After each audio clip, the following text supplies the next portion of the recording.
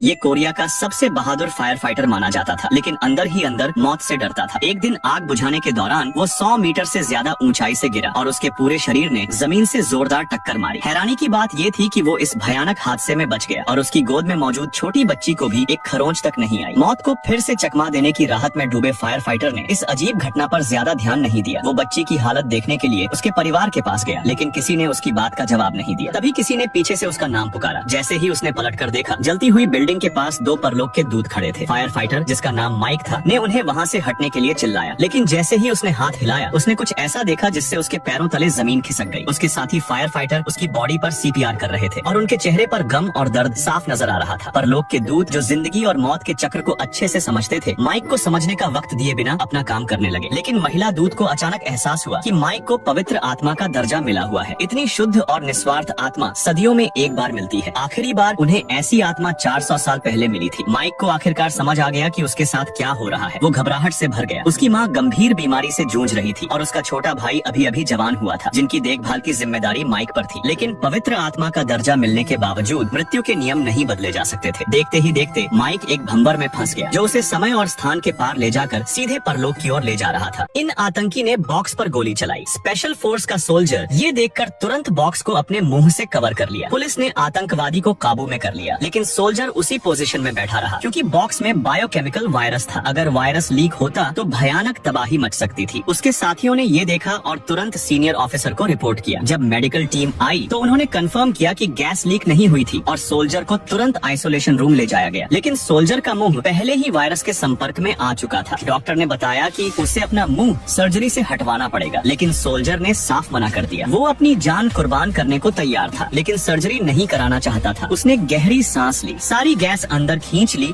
और बॉक्स को जमीन पर फेंक दिया। डॉक्टर ने तुरंत सीनियर ऑफिसर से इलाज पर चर्चा की। सोल्जर को बचाने का एक ही तरीका था, वैक्सीन लगाना। लेकिन वैक्सीन सिर्फ उसी देश से मिल सकती थी जिसने ये वायरस बनाया था। फौरन विदेश मंत्रालय से संपर्क कर एयरमेल के जरिए वैक्सीन मंगवाई गई, लेकिन वैक्सीन पहुंचने में कम से कम 12 घंटे लगने थे, जबकि इसे 1 घंटे के अंदर लगाना जरूरी था। डॉक्टर ने फिलहाल उसे ग्लूकोज का इंजेक्शन दिया ताकि उसका शरीर एनर्जी बनाए रखे। इसी दौरान उसके साथी उसे देखने आ गए। सोल्जर बेड से उठा, सबको अलविदा कहा और अपनी आखिरी बातें बताई। साथी फूट फूट कर रोने लगे। सीनियर ऑफिसर ने सबको बाहर जाने को कहा ताकि सोल्जर आराम कर सके। फिर ऑफिसर ने उसे बताया कि उसके माता पिता दोपहर में पहुंचेंगे। इस बीच पुलिस वैक्सीन लेकर अस्पताल पहुंच गई, लेकिन डॉक्टर ने कहा अब बहुत देर हो चुकी है। 10 घंटे से ज्यादा का वक्त बीत चुका था। पुलिस को सोल्जर को देखकर कुछ अजीब लगा। उसमें जहर का कोई असर नहीं दिख रहा था। पुलिस को शक हुआ कि शायद जिस वायरस को उन्होंने पकड़ा था वो असली नहीं था। डॉक्टर ने सोल्जर का फिर से ब्लड टेस्ट किया। तभी सोल्जर के माता पिता उससे मिलने पहुंचे। उसने अपने पिता को सैल्यूट किया। अचानक डॉक्टर आइसोलेशन रूम में आया और सोल्जर से बाहर आने को कहा। सोल्जर हैरान रह गया। सीनियर ऑफिसर ने डॉक्टर से पूछा क्या हुआ। डॉक्टर ने मुस्कुराते हुए कहा रिपोर्ट के मुताबिक सोल्जर के शरीर में नेचुरल एंटीबॉडीज हैं, जिससे वो इस वायरस से इम्यून है। ये सुनकर सब खुशी से झूम उठे।